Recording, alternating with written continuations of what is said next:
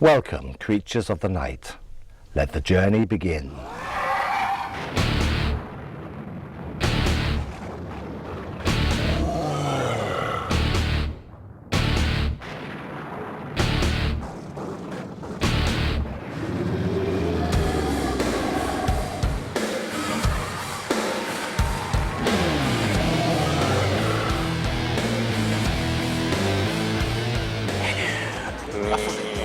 Fucking wicked. It's just brilliant. I don't know. I'm just going to go mad because it was just so brilliant. I don't know what to say.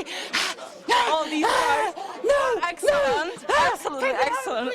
Especially Danny was cool, really. Mwah.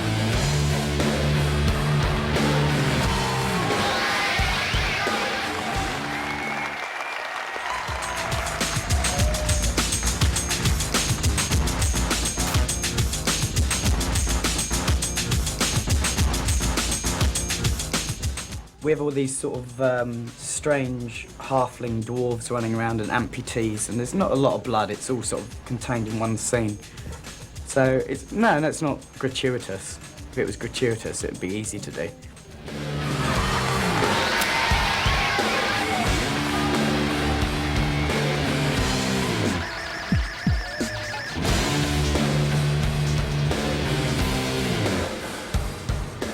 We touched Danny. Yeah, Danny touched us. This is the hand.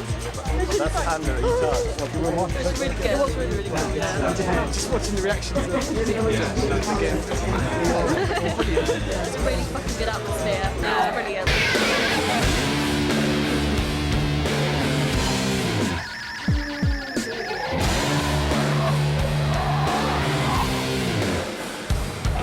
Well, I suppose the band heralds from a sort of heavy metal background, but it's has a lot of gothic orientations as well, and classical music.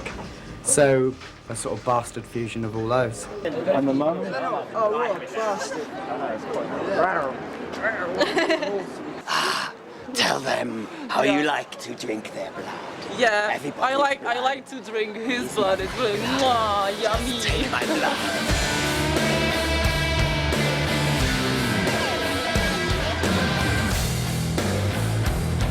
We're sort of quite cuddly and cute most of the time, and other times we're not. And it's the bits when we're not that we get in trouble with.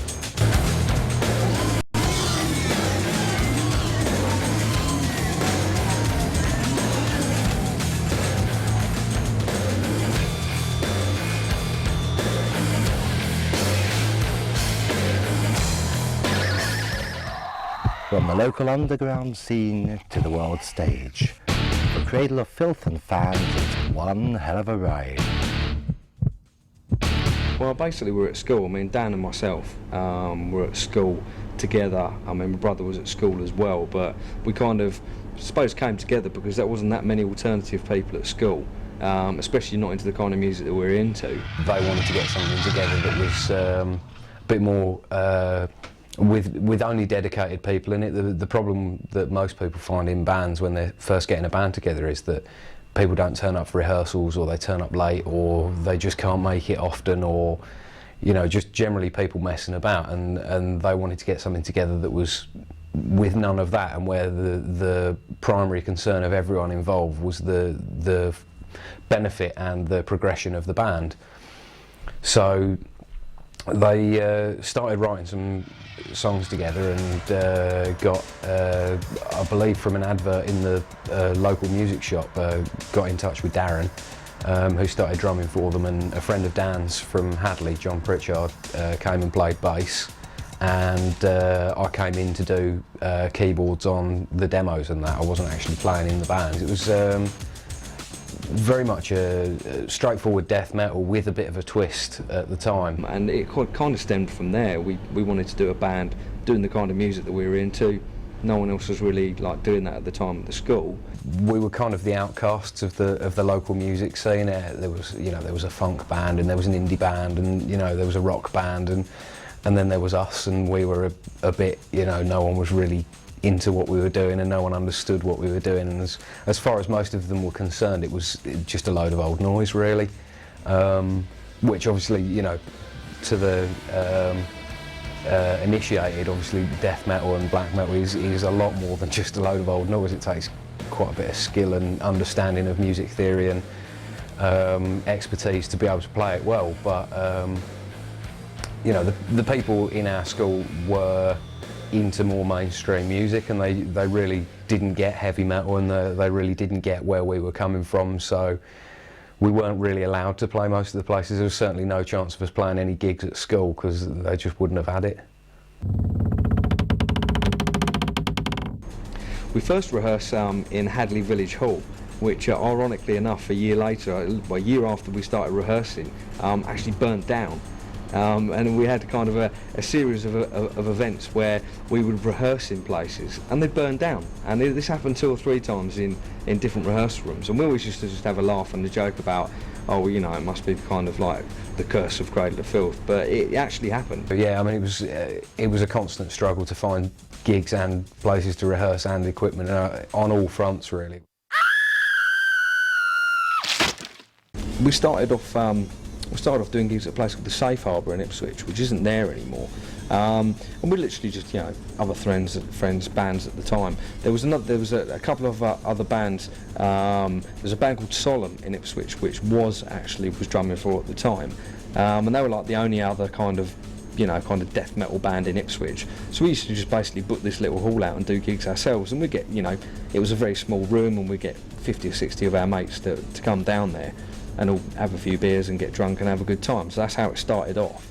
We just, all of us just got our instruments any way we could, and the amps that we had, and you know, it was very much a case of just get whatever you can and use whatever you can to the best you can.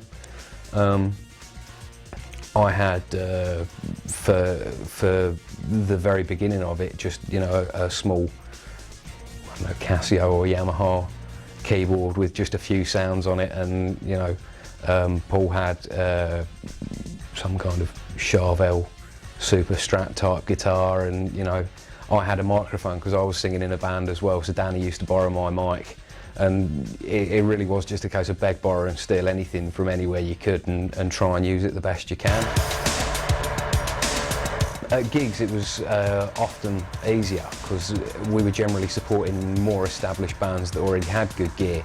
So, you know, we'd take the guitars along and the, you know, cymbals and snare drum, and you know, I'd take my keyboard along, and we'd just plug into their gear if we could. I mean, there was some bands that weren't interested, and they were like, well, no, you can use your shitty little 12-watt combo and whatever. But yeah, on the whole, like for gigs and for recording, we'd just try and use gear that was already there and was available from other people. When Paul left school, one of the first things he did was started working at a music shop in Ipswich. So that made it obviously a lot easier to borrow gear from the shop and get it at discount rates and generally improve things. You know, he used to obviously be the first one to know about any second-hand gear coming through the shop at good prices and that kind of thing. So that certainly improved the position a bit.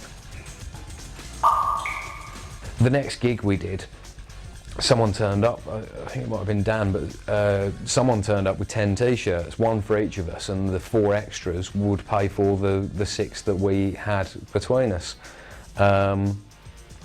And we were already selling t-shirts of Loathsome Christ design, so it was called. And we didn't really think too much about it. We just liked these t-shirts. We thought they were really funny.